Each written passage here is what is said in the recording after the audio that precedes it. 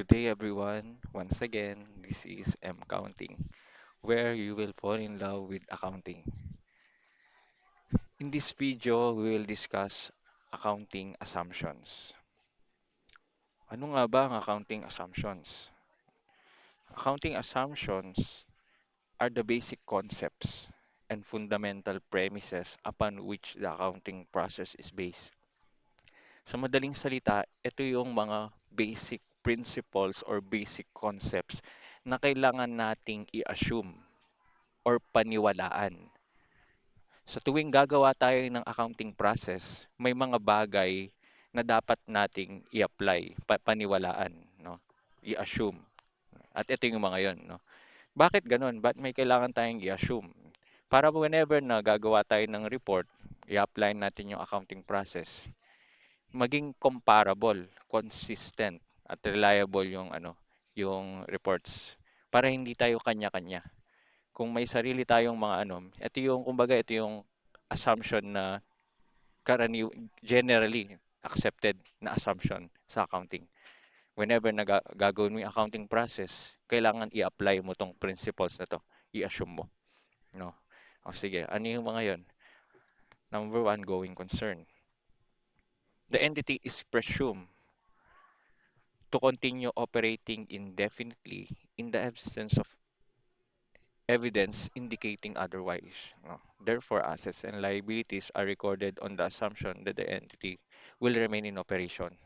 So under the going concern, ina-assume natin na yung entity or yung business magpapatuloy siya in the future.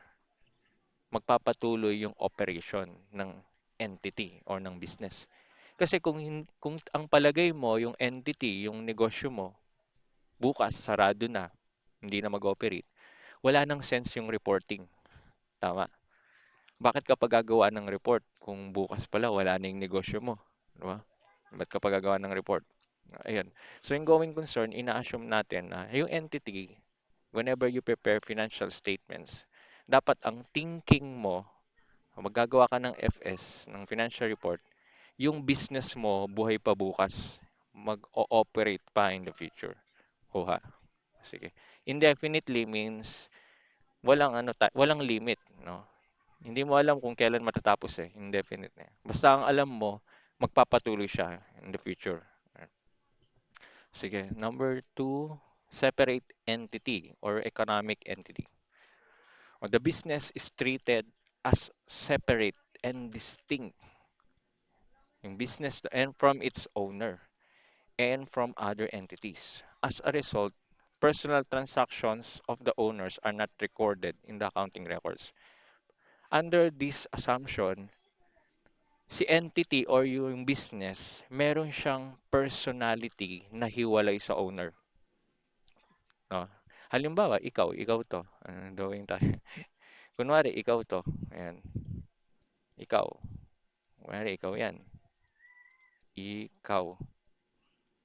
Kunwari, ikaw, naisipan mong magtayo ng negosyo. Nagtayo ka ng negosyo, may business ka. Halimbawa, ito yung business mo. Entity or business. Yan. Halimbawa, anong magandang calculate yan. Basta business mo yan. Lagyan mo yan. Sorry yan. Ikaw, pag nagtayo ka ng negosyo o ng business, yung business na tinayo mo, meron siyang sariling personality na hiwalay sa'yo, no? Separate. So, ibig sabihin, merong personality, personality 1, ito kay business, tsaka ikaw. Dalawa kayong person. Tama? Bakit kailangan mong i-separate, ihiwalay? Kasi ang nire-record lang natin would be business transactions. Ang nire-record lang natin yung mga transaction ng negosyo mo. Business transactions. Ayan ang nire-record natin. Yan yung ginagawan natin ng report ng FS, business transaction. Kaya kailangan mong ihiwalay, no? No, yung mga personal transaction ni owner, ito, hindi yan nire-record, are not recorded. So kung may personal na binili may personal kang binili sa Shopee, wag mong i-record 'yon. Walang kinalaman 'yon sa business mo, no? Ang nire-record lang natin, business transaction. Kaya whenever na nagjo-journal ka, tatandaan mo lagi na nasa point of view ka ni entity. Nasa POV ka ni business or ni entity, hindi ng owner. No? Ang i-record mo lang, transaction ni owner. Yan yung tatandaan mo. Whenever you analyze transaction, isipin mo, nasa point of view ka ni entity. Yung entity or business transaction lang ang nire-record, ang ina-analyze. Tandaan mo yun. Ayan, o sige. Ayan. Yung mga transaction ni owner, hindi yan nire-record. Pati yung mga transaction ng ibang entity, hindi yan nire-record. Yan, sige. Okay, burahin muna natin. Accrual basis. Burahin ko muna itong, ayan. Sige. Accrual basis. Ano yung accrual basis of accounting? Ayan. Under accrual basis of accounting, yung income daw, ire-record or recognize kapag na-earn mo na, kahit hindi mo pa natatanggap yung bayad. No? Ibig sabihin, ang tanong, alam mo kung kailan mo i-record yung income pag na-earn mo na daw, kahit hindi ka pa nakakatanggap ng cash. Kailan siya consider earn? Income is considered earn. Tignan mo kung anong negosyo mo. Kung service business ka, considered na earn kapag na-render mo na yung service or na-provide mo na. Pag na-render or na-provide mo na yung service, nagawa mo na yung serbisyo mo, income na yon kahit hindi ka pa nababayaran. Halimbawa, tax consultant ako. May nag-client sa akin, may nagpapa-consult. Pag ni-render ko na, nagbigay na ako ng service sa kanya, income ko na yon kahit hindi pa niya ako binabayaran. Yun ang accrual basis. Kuha class. In case naman, halimbawa, yung negosyo ko hindi naman service, manufacturing, or merchandising. Halimbawa, merchandising o babuy and sell ako ng goods. Kailan ko mako-consider na earn? Consider siya na earn kapag na-deliver mo ng goods kahit hindi ka pa nababayaran. Halimbawa, merchandising ako ng etong mug. Etong mug, halimbawa, ibebenta ko sa'yo. Etong mug, pag dineliver ko na sa'yo, income na. Mag-record na ako ng income kahit hindi mo pa binabayaran. Kahit wala pa akong natatanggap na cash. Yun siya. O, dun lang sa expense. Sa expense tayo. Expense naman, i-record. When you say recognize, record. I-record mo siya kapag na-incur. Ito, incur naman yung word. Incur, ah. Kahit hindi ka pa nagbabayad. O, paano yan? Kailan siya considered incurred, sir? Yung expense. It is considered expense, yung incurred, I mean, kapag yung isang bagay is na-consume mo na. Na-consume o kaya na-expired. Ayan. Yan. Pag may bagay na na-consume mo na or na-expired, considered na siya na incur. And once it is incurred, expense na dapat. No? Nakuha class. Anong good example? Pag nakatanggap ka sa Meralco, sa utilities, bakit ka binibil? Bakit ka sinisingil? Binibil ka ng Meralco or ng Pelco or utility companies ng electricity bill. Ba't ka pinapadalan ng bill? Kasi may na-consume ka ng service. Tama? May na-consume ka na. Kaya ka sinisingil, binibil, may na-consume ka na. Therefore, kapag na-consume mo na yung service, dapat may expense ka na nun. No? Kaya magre-record ka na nun eh. Magde-debit ka na ng utilities expense. Magki-credit ka na rin ng utilities payable. Bakit payable? Kasi hindi mo pa nababayaran eh. Hindi naman mahalaga kung nabayaran mo na para maging expense. Ang criterion para maging expense, dapat na-incur mo na kahit hindi mo pa nababayaran. Nakuha class. Ayun siya. And number 4, monetary unit. Transactions and events are measured and reported in a common monetary unit. In the Philippines, the reporting currency is generally peso. O, ito muna. Kapag nagre-record ka ng transaction, dapat may amount yon, tama? Hindi ka puwedeng mag-debit and credit ng walang amount. Tama, dapat may amount 'yun. Kaya nga may measuring, 'di ba? Ime-measure mo in amount, 'no? So, every time na nagjo-journal ka, debit and credit, dapat may equivalent amount or equivalent siya na value, no, in terms of cash, no? Kaya nga yung cash is a standard medium of exchange. So, yun din yung common may ano, eh, yung cash, no? Yung cash, yan yung basihan, eh, kung paano mo iva-value yung mga asset mo.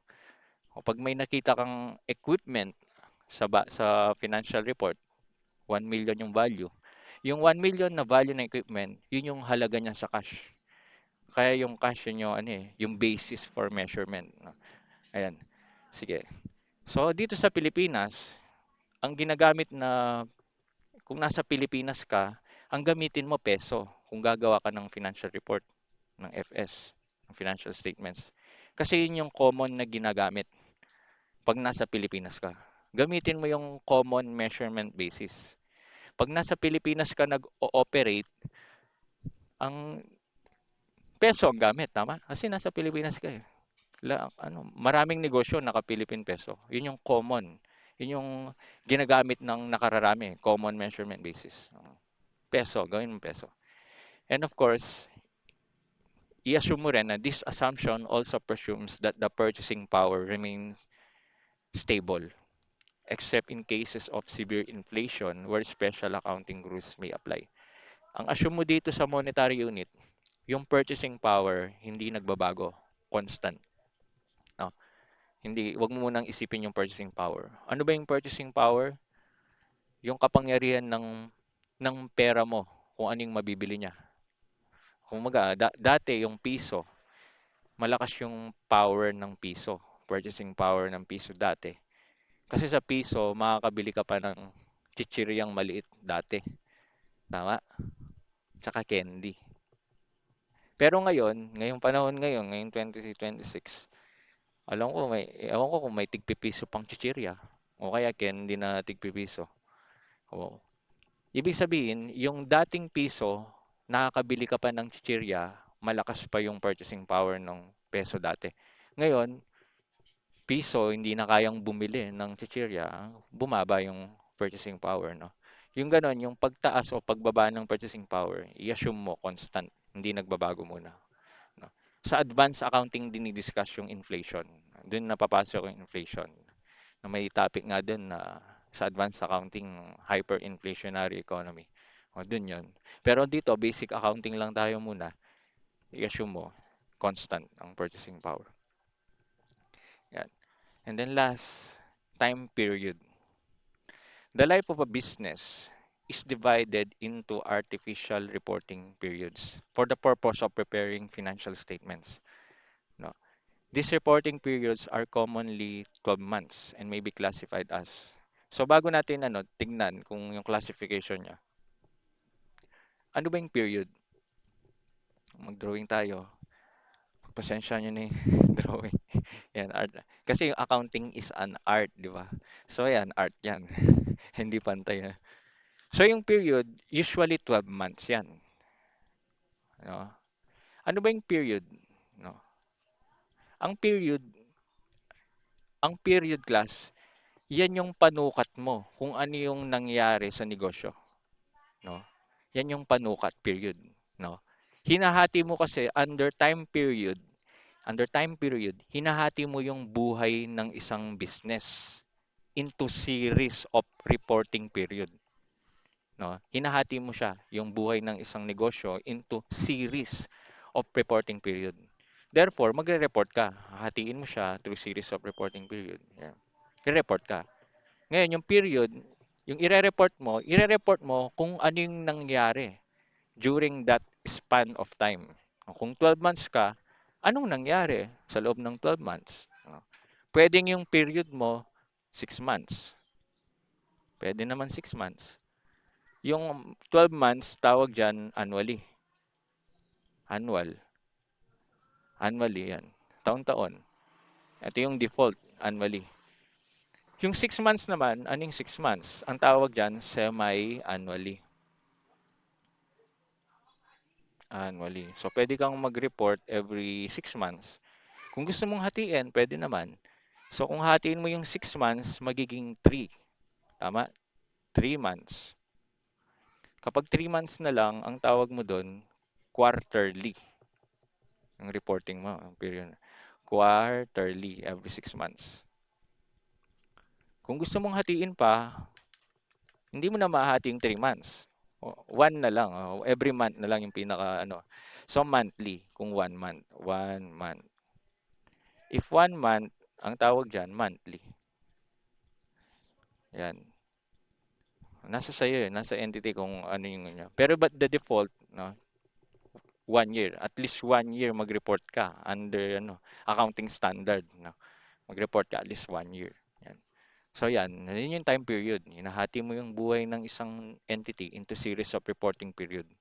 Kumbaga, kinukuwento mo lang yan, yung period. Kinukuwento mo kung ano yung nangyari during that span of time, entity.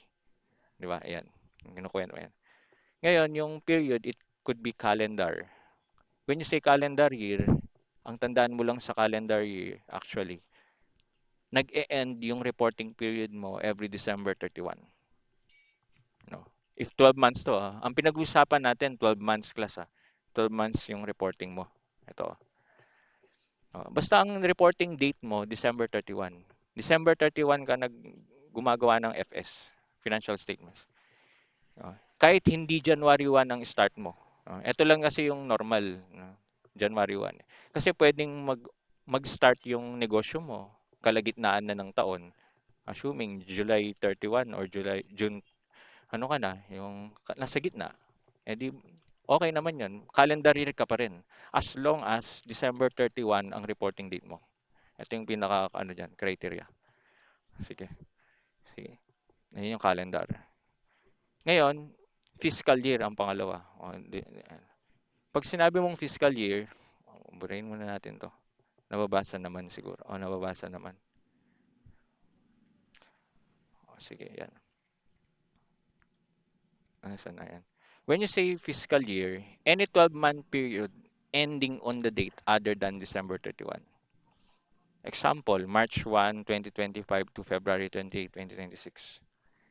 Basta dito, yung reporting date mo other than December 31. Basta ang reporting date mo hindi December 31. Fiscal year ka, no? Kung ang reporting period mo February 28, 2026, edi ang start ng operation mo March 1, 2025. Kumbaga ganito yung ano niya. Kung kailan ka nag-start ng operation, magbilang ka lang ng 12 months after. Yun yung reporting date mo. Basta wag kang mag-start ng January. Kasi kapag January ka nag-start, ang ending mo December 31 eh, no? Kung annual, no? So halimbawa, nag-start yung operation mo ng ng March, May 1. Assuming May 1 ka nag-start, 2025.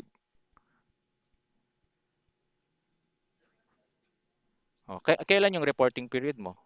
Magbilang ka ng 12 months after. Oh, May, June, July, August, September, October, November, December, January, February, March, April. So April ka. April 30. O class, April 30. Diba? Bibilangin mo pa nga sa daliri mo eh. Kasi may months na tig 31 days, may months na tig 30 days. Ito yung technique, di ba? Yung sa ano mo, sa knuckles. Yung may buto, 31 days. Yung lubog, 30. So January, February, March, April, May, June, July, August, September, October, November, December. Yan. O yung April, ilang days yung April? January, February, March, April o 30. April 30 ang reporting mo. Nakuha class, 2026. Ayun lang siya, yung fiscal year. Basta any any month other than December 31 ang reporting period mo. Ayan lang. Okay, and that concludes our discussion on underlying assumptions or accounting assumptions. Stay tuned and subscribe for the next lecture.